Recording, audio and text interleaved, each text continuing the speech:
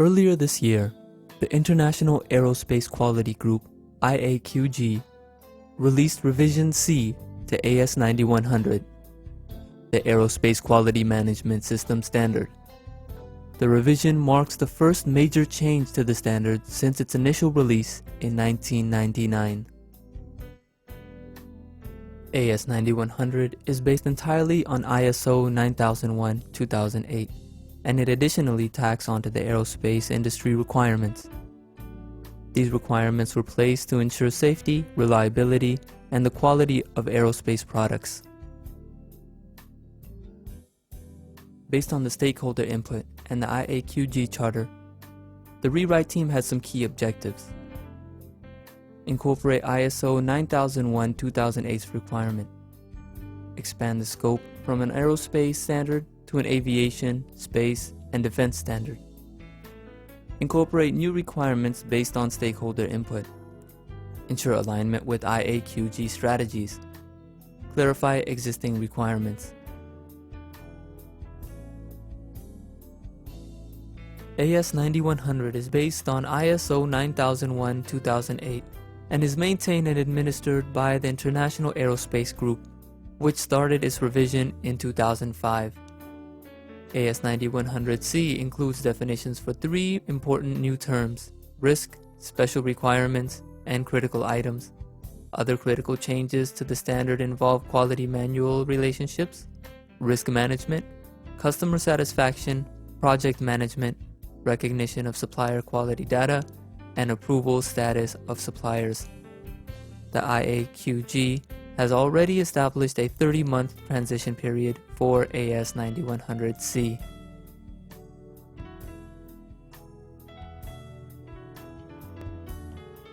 The International Aerospace Quality Group, IAQG, has proposed a 30-month transition timeline for existing certified organizations that went into effect on January 1, 2010.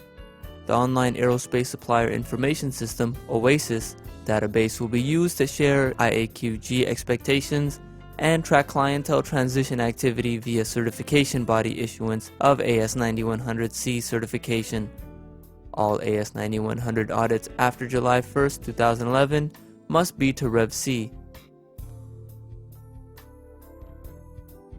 After the 1st of July 2011, all audits conducted, whether they be surveillance, recertification, or new registration, must be conducted to AS9100 Rev C or AS9120 Rev A as applicable.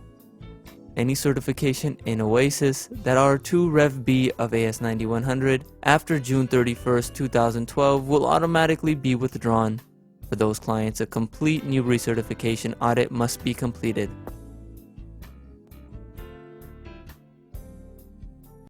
All aerospace certifications will expire, regardless of certification expiry date, if clients have not transitioned to AS9100C or AS9120A by July 1, 2012.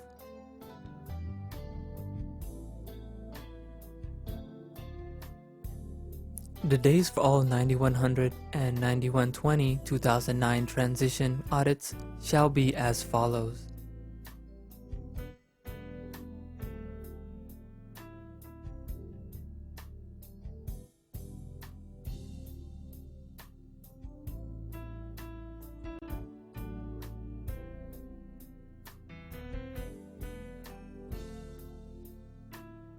For multiple site organizations, the transition during the existing audit cycle will vary. If you are a multiple site organization, please call ISA office for additional requirements. Organizations seeking certification to the 9100 or 9120-2009 AQMS standards must formally declare to ISA conformance to 9100 or 9120 prior to ISA conducting the transition audits.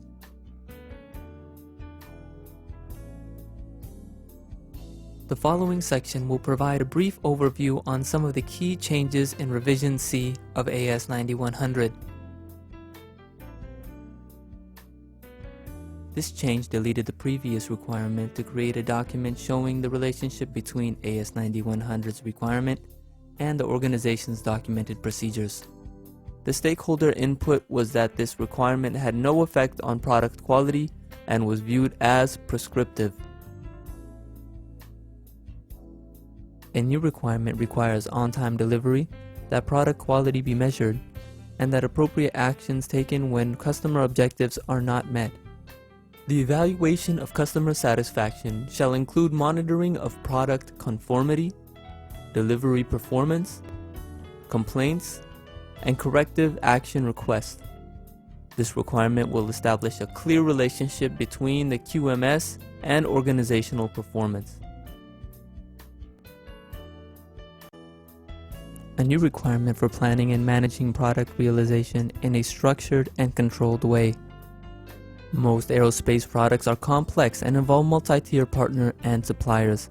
Organizations will have a process to manage product realization to ensure quality and that schedules are not compromised.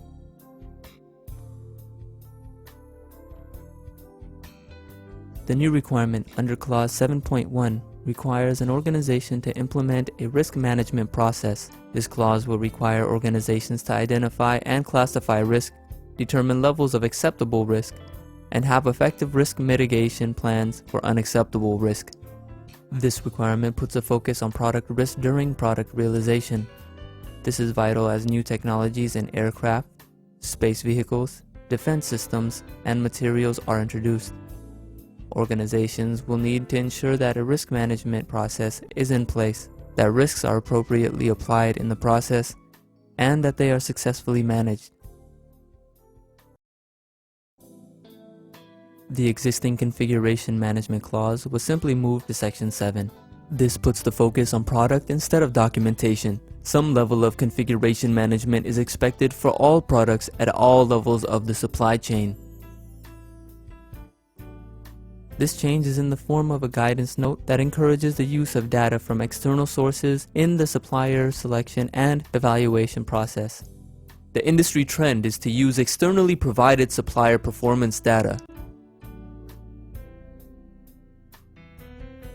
This will require organizations to define the various supplier status levels they use, along with the scope of approval for each.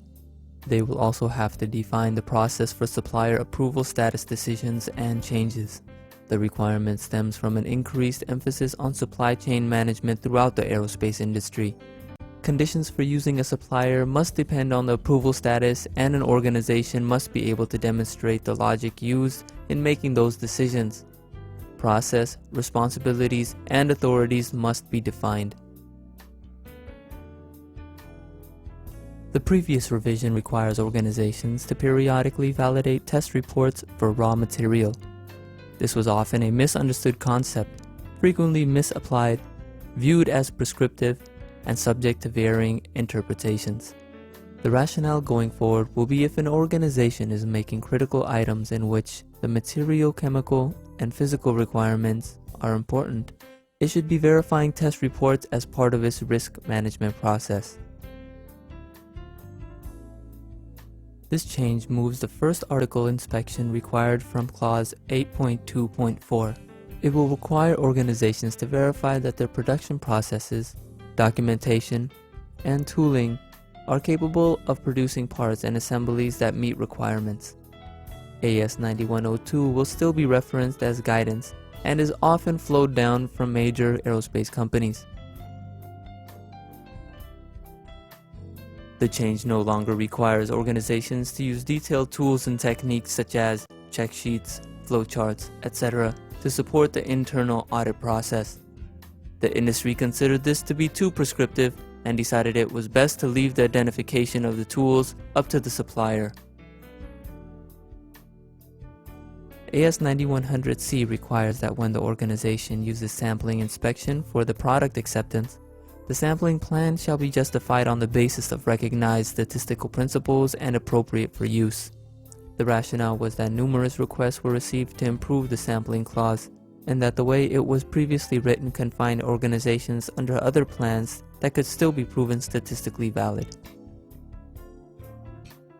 The revision to AS9100 brings significant changes, not only to the standard, but also to how audits will be conducted.